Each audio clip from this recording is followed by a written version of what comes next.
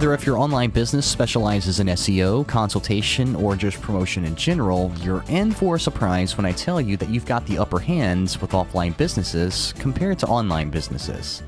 This is because offline companies oftentimes don't have a single mark on the web. I mean, like a website, a promotional video, search engine rankings, and so on.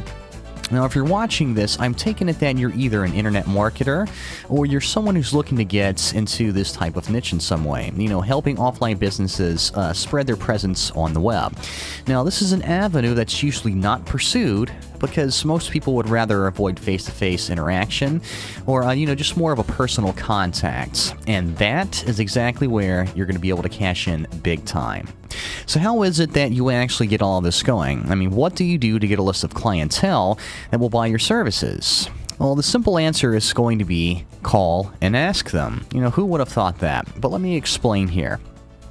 It can be a little more complicated than that, but trust me, sometimes it really is that easy. I mean, we'll be taking a look at things here that you should consider mapping out before you actually contact these companies in the next section, but afterward, you're going to be provided with different methods of contacting both local and nationwide businesses for building a client list. Now let's see how you can start mapping out your plan. Okay, so exactly what is it that your company provides? I mean, which kind of service, product, promotion, and so on. So follow each one of these steps, and you're sure to come up with a spectacular plan. Number 1, gather a list of all the skills that you have.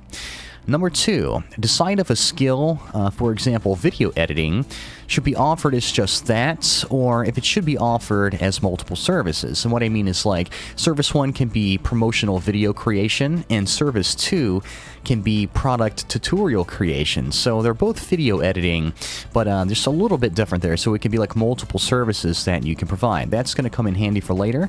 Let's go on to number 3.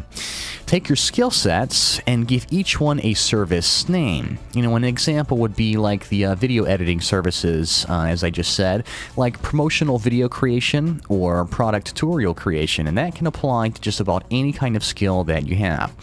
Number 4, remember to break a skill set up and offer multiple services if possible. Now, this way, it's going to look like you're more established, and it gives the client more options, which equals more cash for you in the end. Number 5, take your service names and come up with a ballpark price for each one. On to number 6. As a bonus, give them a package deal. I mean, for example, something called like a video creation package, and that can include both a product tutorial video and a short promotional video. So maybe you can offer 2 services in one and give them a little discount. Okay, number 7, take your services and packages and make a 1 or 2 page brochure.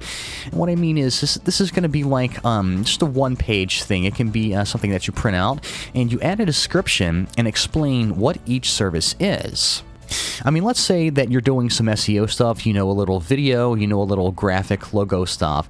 So put each one of those on there, and underneath you're going to have a description of exactly what they're going to be getting if they decide to go with you and use your services.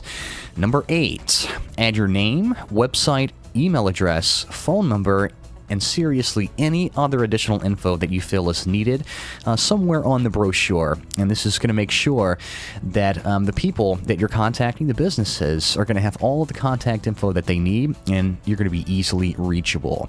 Okay, number 9, if possible, get this printed professionally.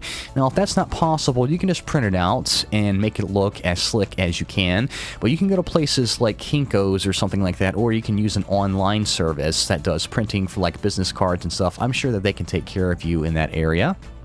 And finally, number 10, take the same brochure and make an HTML web page out of it. I mean, you can put this on your website, and if possible, put this link on the paper brochure itself.